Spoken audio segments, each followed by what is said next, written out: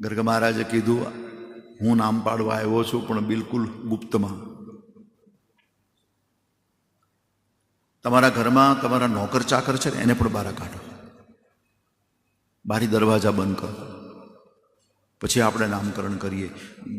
નંદબાબાએ પૂછ્યું, બાબા આવું કેમ કહો છો?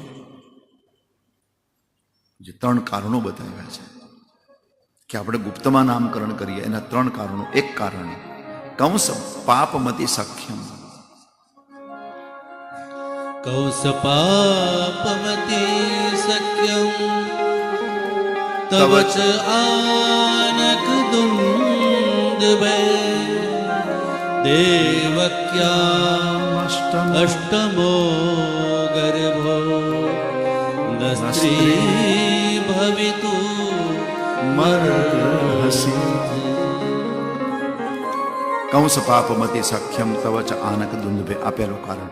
કંસની બુદ્ધિ પાપી છે, અને જેની બુદ્ધિમાં પાપ હોય ને એને પાપ સિવાય બીજો વિચાર ન. જેની બુદ્ધિમાં જ પાપ છે, અને જેની બુદ્ધિમાં પાપ હોય એ પાપના જ વિચારો કરે, પાપના જ પ્લાન બનાવે. અને તમારી અને વસુદેવની મિત્રતા જગજાહેર છે. બધાને ખબર છે તમે ને વસુદેવ બે મિત્ર છો. સખ્યમ તવ ચ આનક દુંદભે. આનક દુંદભે એટલે વસુદેવજીનું નામ છે ભાગવતમાં. ઘણી વખત આ નામ આવ્યું છે ભાગવતમાં.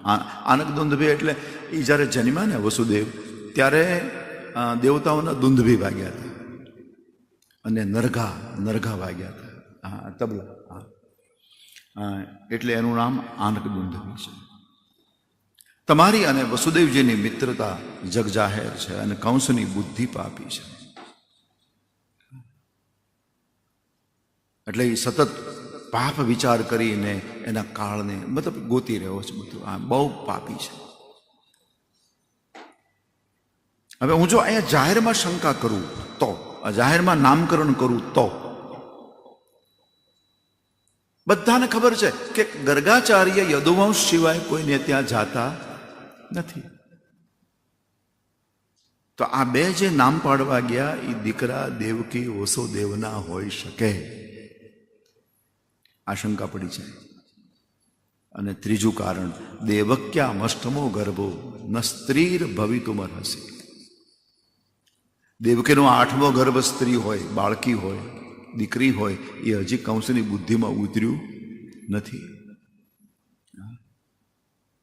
કંસે પોતાના હાથે કેટલા બાળકોને માર્યા છે?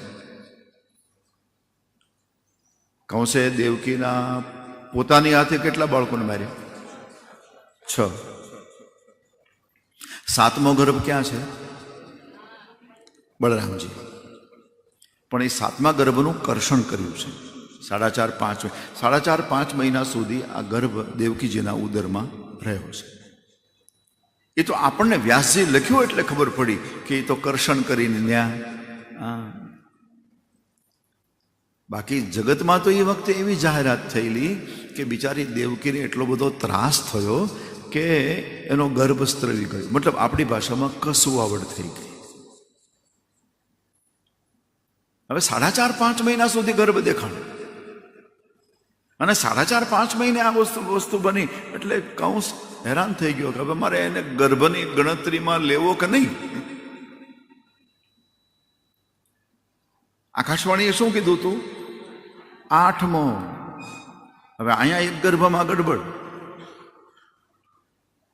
આપણા માટે નહીં, કંસ માટે.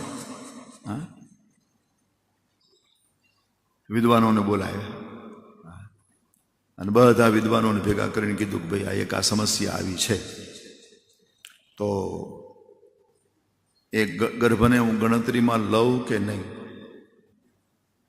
તે અડધા વિદ્વાનોએ કીધું કે ભાઈ 4.5 મહિનામાં તો બાળકમાં જીવ આવી જાય,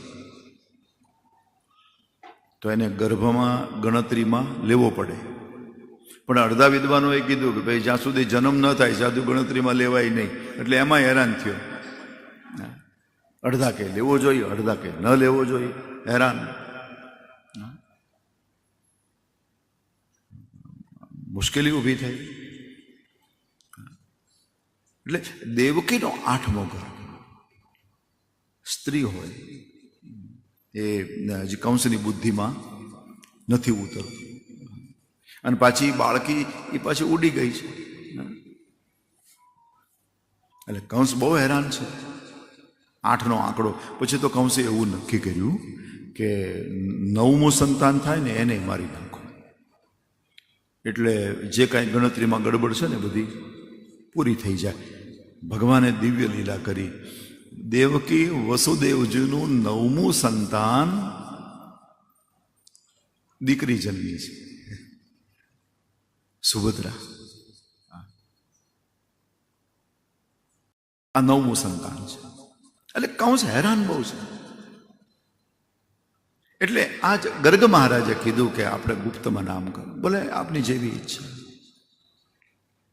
આપણે ત્યાં સંતની આજ્ઞાને, પહોંચેલા જે મહાપુરુષો છે એની આજ્ઞાને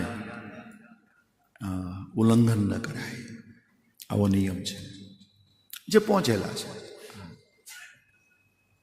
એટલા માટે આપણે સંસ્કૃતમાં એક સૂત્ર પણ છે, આજ્ઞામ ગુરુનામ અવિચારણીય.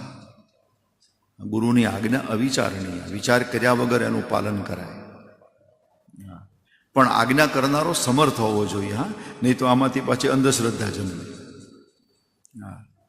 આજ્ઞા કરનારો સમર્થ હોય એને આજ્ઞા કરવાનો અધિકાર છે કે કૂવામાં પડી જાય.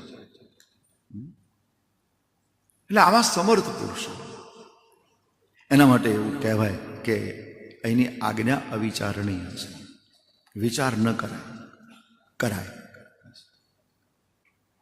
કારણ કે એણે વિચાર કરીને જ આજ્ઞા કરી છે, તો પછી પાળવાવાળાએ વિચારવાની જરૂર શું છે?